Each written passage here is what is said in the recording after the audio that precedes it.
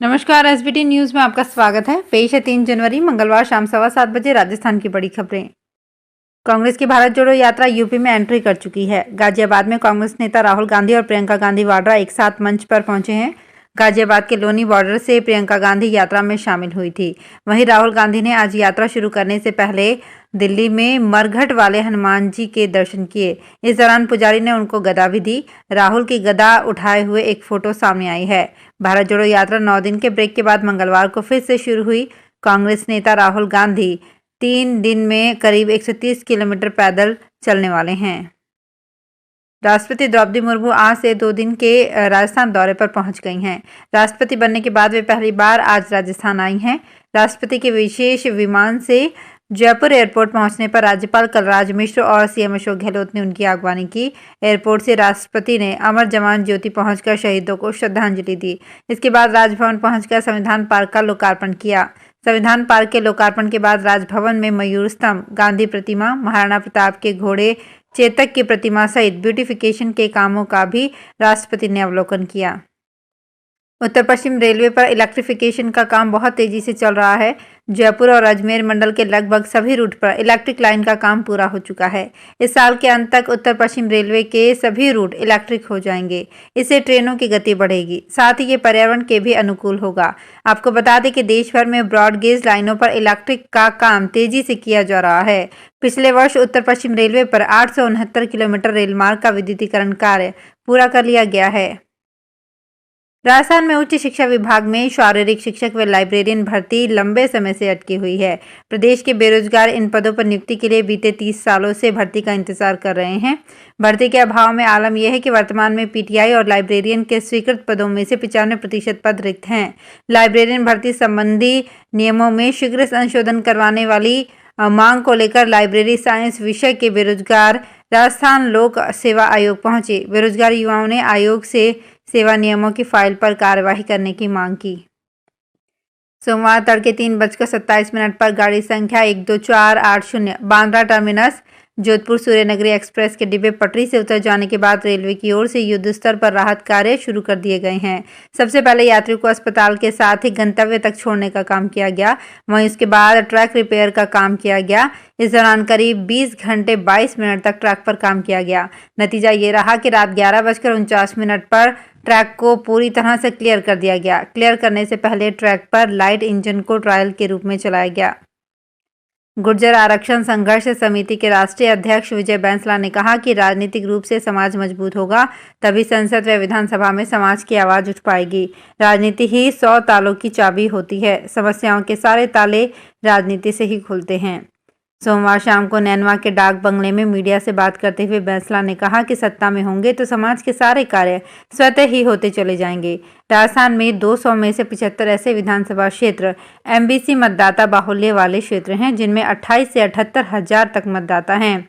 बाहुल्य वाले इन क्षेत्रों से समाज के व्यक्ति को ही टिकट मिले। श्रीगंगानगर जिले के जैसर इलाके में मंगलवार सुबह गांव 2 जीबी के निकट पीबीएन वितरिका टूट गई। इससे आसपास के कई खेतों में पानी भर गया। करीब 30 बीघा इलाके में फसल खराब हो गई। इस इलाके में किसानों ने गेहूं की फसल बोई हुई थी। किसानों का कहना है कि नहर में ओवरफ्लो पानी चलने के कारण ये कटाव आया। इससे फसलों को नुकसान पहुंचा है। नहर में सुबह करीब 6 बजे के आसपास कटाव आया। किसानों ने जब नहर टूटी देखी तो तत्काल इसकी जानकारी आसपास के लोगों को दी। पास के गुरुद्वारे से इस बारे में अनाउंसमेंट करवाया गया। इससे किसान मौके पर पहुंच गए।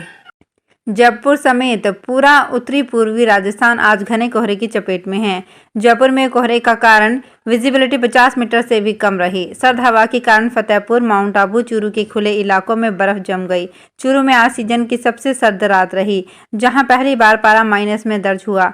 कोहरे का सबसे ज्यादा असर जयपुर, अलवर, दौसा, भरतपुर के अलावा गंगानगर, हनुमानगढ़, झुंझुनू एरिया में रहा। एक साथ 3 शहरों चूरू, फतेहपुर और माउंट आबू में पारा माइनस में पहुंचा। सर्दियों में पहने जाने वाले फैब्रिक की बात करें तो भारत की कश्मीरी पश्मीना बकरी से मिलने वाले ऊन को सबसे सॉफ्ट और महंगे फैब्रिक में शुमार किया जाता है।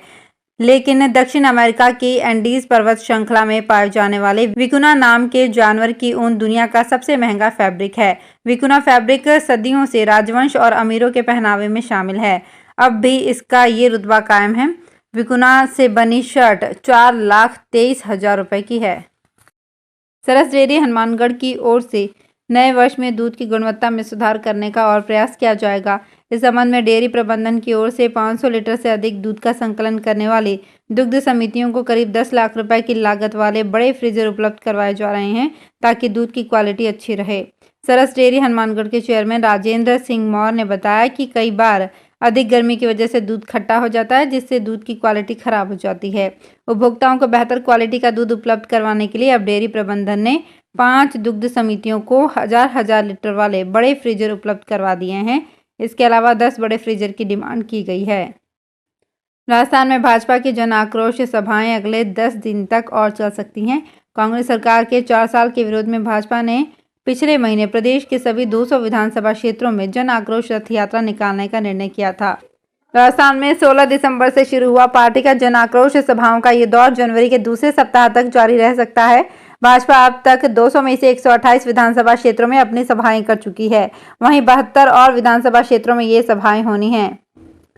राजसमंद वन मंडल के अंतर्गत आने वाले कुंभलगढ़, टॉडगढ़, रावली और सादड़ी क्षेत्र के कुछ हिस्से में 8 स्थानों पर ट्यूबवेल और ओपन वेल पर सोलर पंप लगाए गए हैं। इन सोलर पंपों को पाइपलाइन के माध्यम से 20 से अधिक वाटर होल को जोड़ा गया है। इससे गर्मी के दौरान भी वन्य जीवों को पानी के लिए भटकना नहीं पड़ेगा। पानी की तलाश में ये वन्यजीव एक अभयारण्य से दूसरे अभयारण्य में पहुंचने के साथ रहवासी क्षेत्रों तक पहुंच जाते हैं। इस समस्या के समाधान के लिए बिगरेट फाउंडेशन के माध्यम से सोलर पंप लगवाए गए हैं। राजसमंद जिला कलेक्ट्रेट सभागार में कलेक्टर नीलाभ सक्सेना ने विभागीय कार्य योजनाओं में प्रगति लाने व आमजन को सरकार की जन कल्याणकारी योजनाओं से लाभान्वित कराने के निर्देश दिए। जिला कलेक्टर कार्यालय के सभागार में समीक्षा बैठक में विभिन्न विभागों के कार्य योजनाओं की प्रगति की समीक्षा की गई।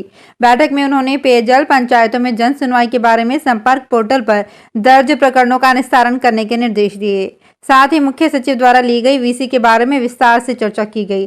बैठक में उदयपुर में 4 व 5 जनवरी को आयोजित होने वाले रोजगार मेले के लिए व्यापक दिशा निर्देश दिए गए। न्यूनतम समर्थन मूल्य को लेकर केंद्र सरकार पर वादा खिलाफी का आरोप लगाते हुए किसान संगठन एक बार फिर मोदी सरकार के खिलाफ आर पार की लड़ाई के मूड में है। इसके लिए बाकायदा किसान संगठनों ने किसान का कमेरा संवैधानिक अधिकार मोर्चा का गठन किया है, जिसके बैनर तले 26 जनवरी से किसान कमेरा संवैधानिक अधिकार यात्रा जयपुर से शुरू होगी। यात्रा राजस्थान के सभी जिलों में निकाली जाएगी। यात्रा के संयोजक धर्मेंद्र आंचरा ने बताया कि पीएम नरेंद्र मोदी ने 3 कृषि कानूनों को वापस लेते हुए न्यूनतम समर्थन मूल्य पर कानून बनाने की बात कही थी, लेकिन 1 साल बाद भी इस पर कानून नहीं बन पाया है।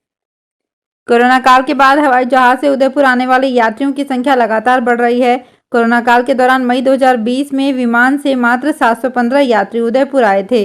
वहीं दिसंबर 2022 में रिकॉर्ड 1,75,865 यात्री और पर्यटक विमान से झीलों की नगरी में पहुंचे। महाराणा प्रताप एयरपोर्ट डबोक के अधिकारियों ने बढ़ते यात्रियों के फुटफॉल पर खुशी व्यक्त की है। सोमवार को 2 वर्ष में आए यात्रियों और उड़ानों की संख्या सार्वजनिक की गई। तो फिलहाल इस बुलेटिन में इतना ही। फिर हाजिर होंगे कुछ और बड़ी खबरों के साथ।